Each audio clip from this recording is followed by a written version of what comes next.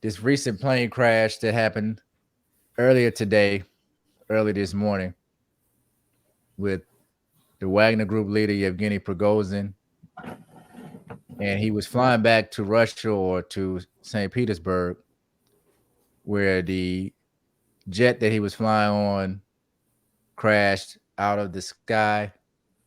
Some people believe that it may have been shot down with a missile, but it's not yet been determined.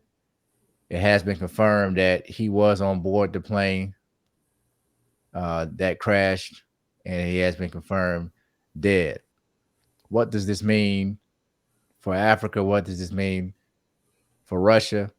We know that he was someone who Putin openly and publicly stated was a person who committed treason against Russia based upon the disagreements between the Russian government and Wagner Group.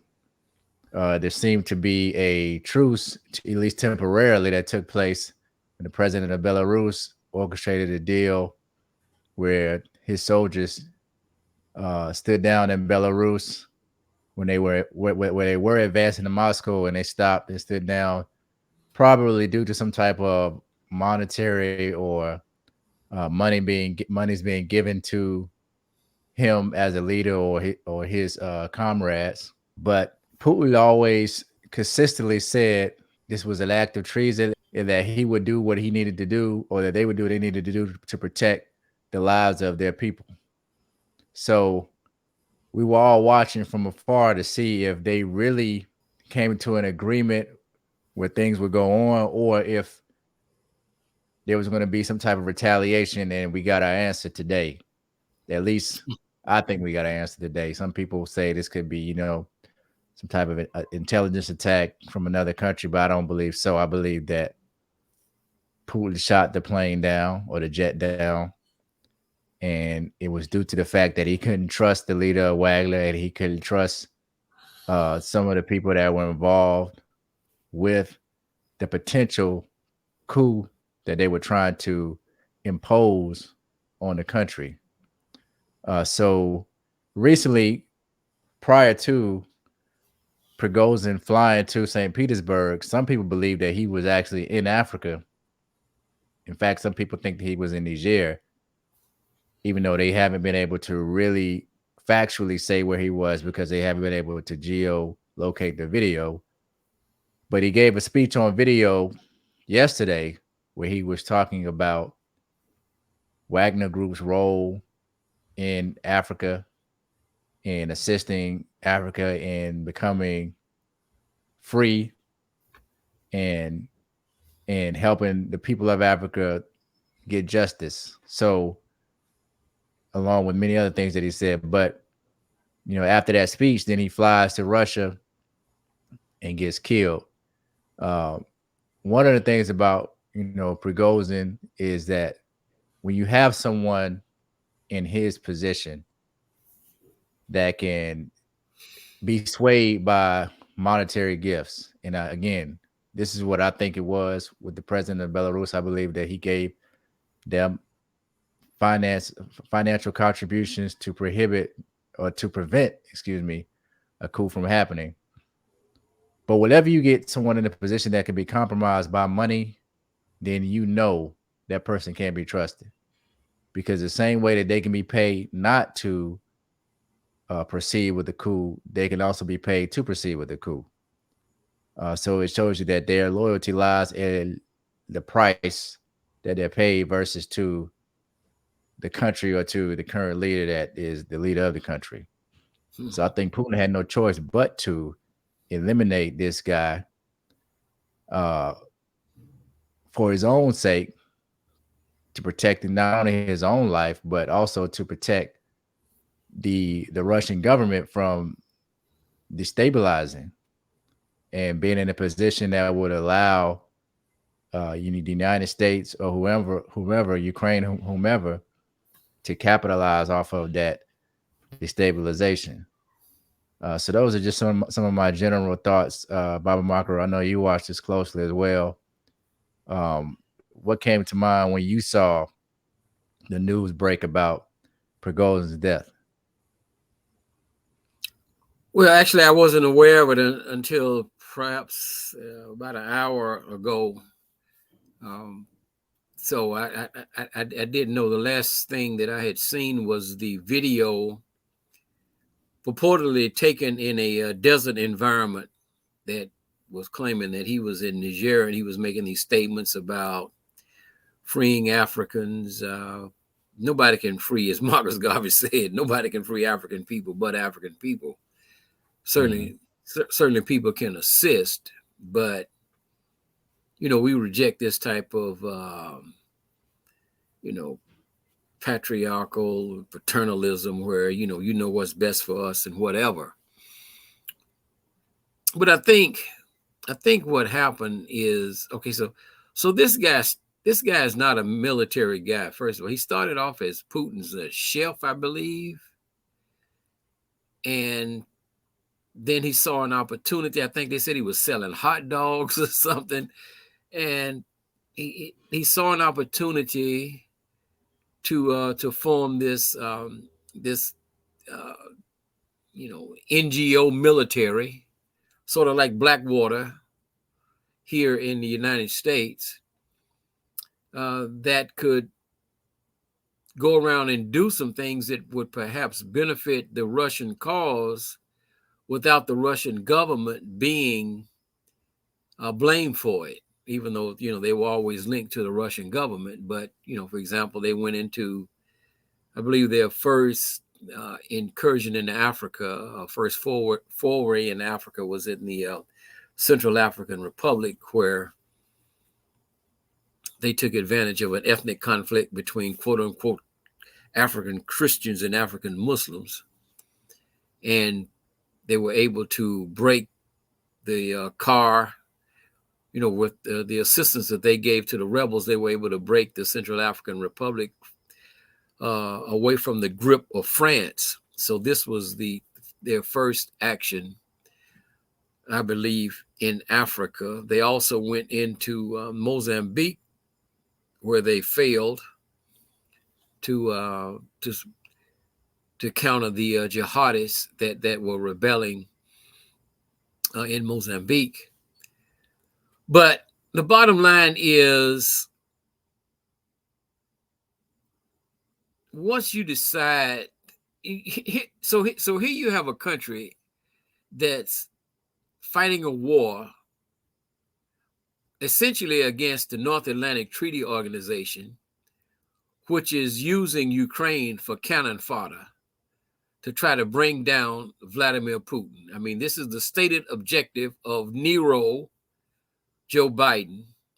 And I call him Nero Joe Biden because I think as the American empire collapses, Biden, in my opinion, could be one. He could be one of several people who will be compared to some of the Roman emperors who were ruling during the collapse of the Roman Empire. Nero, famous for fiddling while Rome was burning.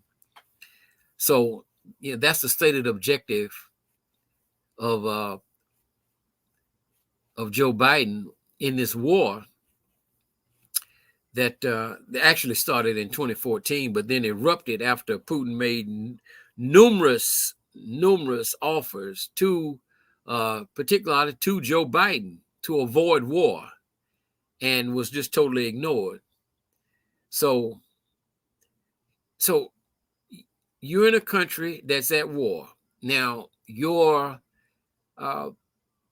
military organization wins perhaps the most significant battle of that war in Bakhmut. It was long about an 8-month war, a grind, enormous casualties on both sides, more Ukrainian than Wagner. But you achieved that, and then suddenly you decided that you were going to march on Moscow because you didn't like the way the war was being processed. Now, a lot of people said that from the very beginning of hearing about this rebellion, which started, I think, in Rostov, and they started to march towards Moscow, a lot of people were questioning, was this a NATO influenced operation? So this goes back to Brother Amos's point. If a person is not motivated by principles, if principles don't matter more than money, and we could look, for example, at Dr. Fidel Castro, Ruz, Che Guevara, and others as being examples of this, where principles, what they believed in, mattered more than money. Because Castro received a lot of funds from the United States because they thought that they would be able to manipulate him and control him, and he would be a better option for them to continue to maintain control of Cuba than Batista, who had become very unpopular. But these guys were not motivated by money. So if you have a person who's motivated by money, and this guy has supposedly made it at least millions, tens of millions of dollars off of this Wagner operation, you do wonder. You wonder if that's their motivation. If the profit motive is what's driving them, then you wonder. But Putin has proved to be a very shrewd tactician in the way he's handled a number of situations, things that a lot of us didn't quite understand. At least I know I didn't understand. The way he chose to process this war is deliberately as he has. But a lot of people felt that you just could not kill you shot down a Russian helicopter, you shot and killed Russian soldiers, you shot down a Russian airplane, killed Air Force personnel. I mean, you just can't do stuff like that while a country is fighting. I can tell you right this. Let's say if something like that had happened inside the United States between 1941 and 1945, those people would have been summarily executed within a matter of days. Within a matter of days, they would have been summarily executed, no question about it, because you just can't do that. I mean, that's high treason. That's high treason. So, I mean, that's the way I look at it. Now, this is a Western media source, so we have to take it with, a million grains of salt. But supposedly, some people filmed this was Prigozin's personal jet as it was falling. It was supposedly missing one wing.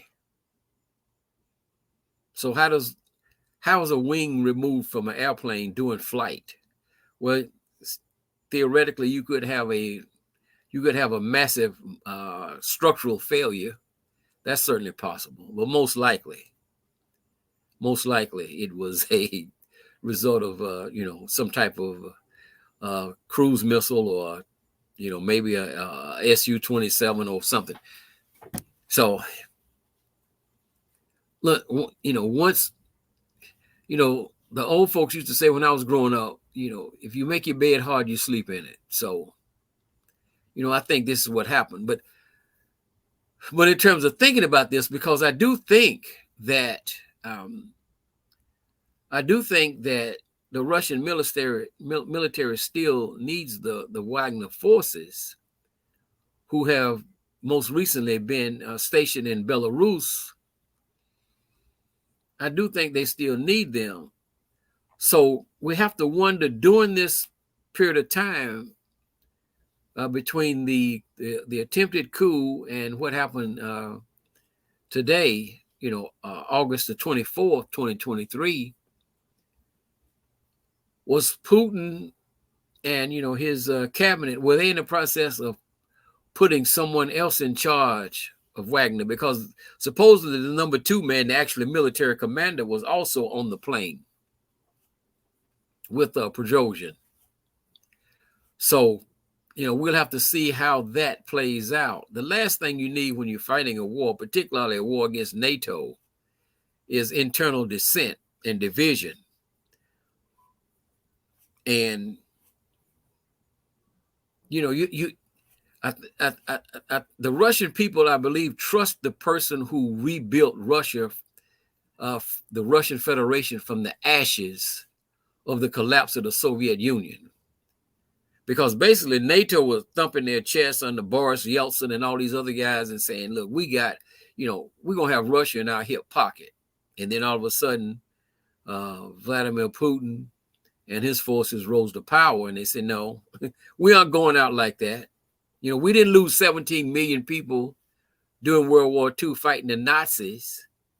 That's the Russian total. The total number of Soviets was like something like 27 million compared to 400,000 Americans. Who won the war? It's clear, especially in Europe. All right. So they trust this man. The Russian people trust this man, and they were not going to allow a clique to take him out. He wasn't going to allow that. I wouldn't allow it. So, it is what it is. It's sad that, and we see this almost, the history as well as anybody on the planet. We've seen what happened to Marcus Garvey. We saw what happened to Malcolm X. You have to deal with traitors. Traitors have to be dealt with.